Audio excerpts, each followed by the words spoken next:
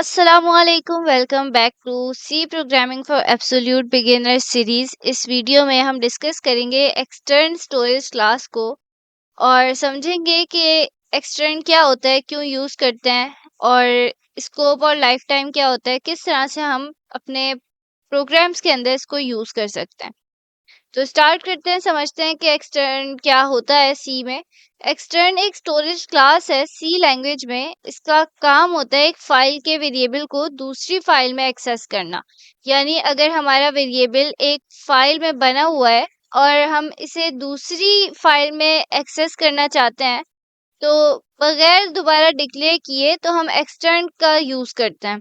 Like जब हम multiple सी files का प्रोजेक्ट बना रहे हो या कोई ग्रुप प्रोजेक्ट बना रहे हो जिसमें डिफरेंट डिफरेंट फाइल्स के अंदर अलग अलग काम हो रहा हो या अलग अलग लोग अलग अलग फाइल्स के अंदर काम कर रहे हो, तो हम एक्सटर्न का यूज करते हैं जब एक ग्लोबल वेरिएबल को शेयर करना होता है। जब डुप्लीकेशन अवॉइड करनी हो कि बार बार हमें वेरिएबल को ही रीडिक्लेयर ना करना पड़े, और जब मेमोरी एफिशिएंट प्रोग्राम लिखना हो।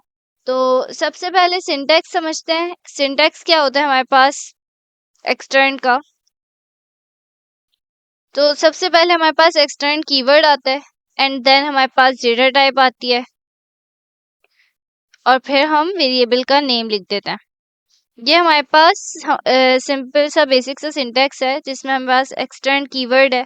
ये हमारे पास डेटा टाइप होती है जिसके अंदर हम कुछ भी लिख सकते हैं, इंटीजर, फ्लोट, कैरेक्टर, एनीथिंग। और यहाँ पे हम अपने मर्जी से वेरिएबल का नाम देते हैं। लाइक इस तरह से कि जैसे हम एक वेरिएबल बनाए इंटीजर और वेरिएबल का नाम देते हैं, जैसे नंबर दे देते हैं।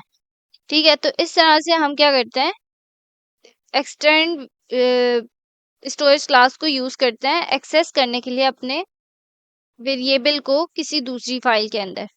यहाँ पे कोई मेमोरी एलोकेट नहीं होती, सिर्फ रेफरेंस होता है उस वेरिएबल का जो किसी और फाइल के अंदर बना हुआ होता है। स्कोप और लाइफ टाइम देखते हैं। स्कोप और लाइफ टाइम हमारे एक्सटर्न का क्या होता है। तो एक्सटर्न वेरिएबल का स्कोप मल्टीपल फाइल्स में होता है जब तक उसका प्रॉपर डिक्लेरेशन हो। और लाइफ टाइम क्या होता है, इंटायर प्रोग्राम एग्जीक्यूशन तक होता है। जब तक प्रोग्राम चल रहा है ये वेरिएबल मेमोरी में रहेगा। और जैसे ही प्रोग्राम स्टार्ट होता है वेरिएबल मेमोरी में क्रिएट होता है और एंड होने तक, जब एंड हो जाता है प्रोग्राम डिस्ट्रॉय हो जाता है। और लिंकेज एक्सटर्नल होती है, यानी कि दो फाइल्स के दरमियान जो है वो ये वाला वेरिएबल शेयर हो रहा होता है। अगर हम एक प्रोग्राम बना के देखें जिसमें हम क्या करें कि एक्सटर्न वेरिएबल को यूज करें, एक सिंपल सा प्रोजेक्ट बनाएं जहां वेरिएबल क्या हो, फाइल 1 में बनेगा और उसे हम दूसरी फाइल के अंदर जो है वो एक्सेस करेंगे। तो सबसे पहले हमें क्या करना होता है, हमें फाइल के अंदर जाना होता है। ठीक है, यहाँ पे हमारे पास न्यू प्रोजेक्ट आता है। यहाँ से हम फाइल में जाएंगे, न्यू पे क्लिक करेंगे एंड देन हम यहाँ से प्रोजेक्ट के ऊपर क्लिक करेंगे एंड देन हमारे पास कंसोल एप्लीकेशन को सिलेक्ट करके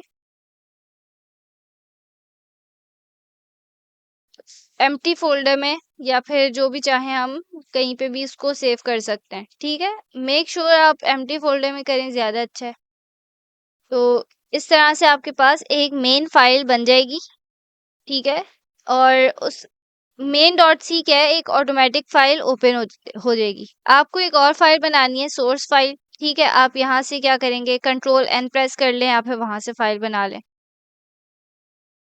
it will just ask you के if you want to add a new file to your current project then you just need to select yes। सही है।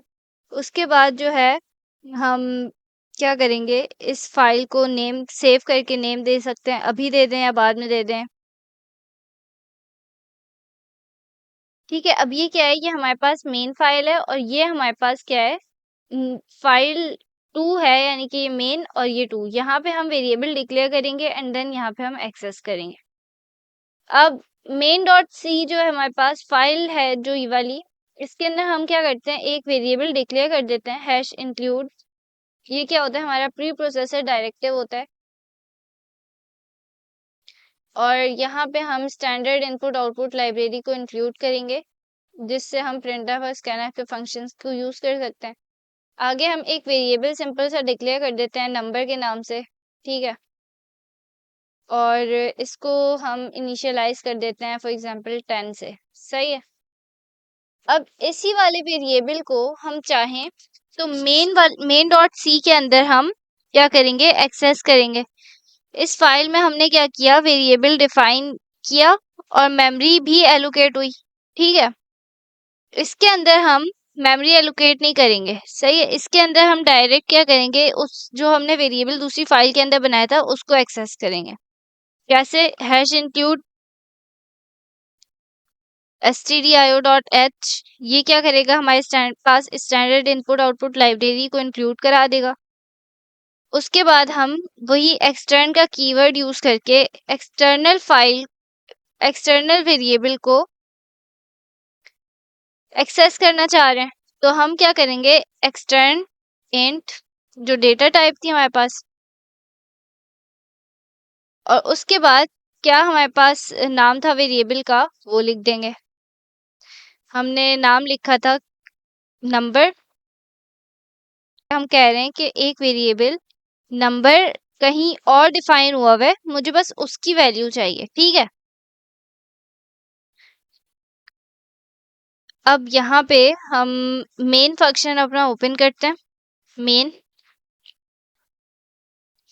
और इसके आगे हम अपने कर्ली ब्रेसेस ओपन करते हैं। ये क्या है, मेन जो है हमारे पास प्रोग्राम का एंट्री पॉइंट होता है। प्रोग्राम की एग्जीक्यूशन होना हमारी यहाँ से स्टार्ट होती है। हम प्रिंटफ यूज करेंगे अपने नंबर को प्रिंट कराने के लिए। अब वैल्यू जो हमारे पास है, value of number is %d, और लाइन चेंज कर देते हैं, /n यूज करेंगे। कहाँ पे था स्टोर, वो हम लिख देंगे। नंबर में था तो नंबर हम उसको बता देंगे कि अच्छा नंबर से उसको एक्सेस करना है। और इधर हम क्या करेंगे, अपने ब्रैकेट क्लोज करेंगे एंड देन सेमीकोलन आएगा और फिर रिटर्न 0। इसको रन करके अगर हम देखें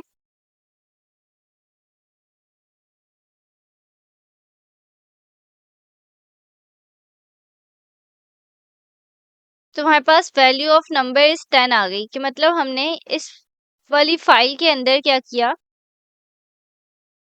इस फाइल के अंदर क्या किया है, हमने इंक्लूड कराया, एक्सेस किया इस वाले वेरिएबल को जो हमने दूसरी फाइल के अंदर डिक्लेयर किया था, ठीक है। अगर हम चाहें तो यहाँ पे भी जो है इस वाले वेरिएबल को मॉडिफाई कर सकते हैं। इसको पे हमने वेरिएबल को एक्सेस किया है एंड देन हम पहले एक वैल्यू प्रिंट करा लेते हैं, लाइक अगर हमारे पास variable value of number from extern, सही है, ये कर देते हैं। और नीचे हम क्या करते हैं, इसी वैल्यू को मॉडिफाई कर देते हैं, कि अगर हमारे पास नंबर था ना, नंबर को कर देते हैं इक्वल्स टू 5 कर देते हैं, ठीक है। अब अगर हम प्रिंट कराएं इस वैल्यू को, प्रिंट एफ, और यहाँ पे हम करें मॉडिफाइड एक्सटर्न वैल्यू, ठीक है। %d यूज करेंगे क्योंकि हमारे पास इंटीजर वैल्यू है, /n कर देते हैं, लाइन चेंज करना है। और हमारे पास कहाँ पे था, नंबर में था ना, तो यहाँ पे आएगा हमारे पास सेमीकोलन एंड देन हम इसको रन करके देखेंगे। तो हमारे पास क्या आएगी, हमारे पास पहले वैल्यू थी एक्सटर्न में, कौन सी वैल्यू थी, पहली वाली फाइल में जो हमने इनिशियलाइज की थी वो थी 10, और जो हमने मॉडिफाई कर दी, मतलब हमने वैल्यू को चेंज किया, यहाँ पे नंबर इक्वल्स टू 5 कर दिया, तो वो वाली वैल्यू प्रिंट होके आ गई 5। इस तरह से एक्सटर्न वेरिएबल को यूज भी कर सकते हैं, लेकिन डिफाइन सिर्फ एक ही फाइल में होगा, वरना मल्टीपल डेफिनेशंस जो है वो एरर आएगा।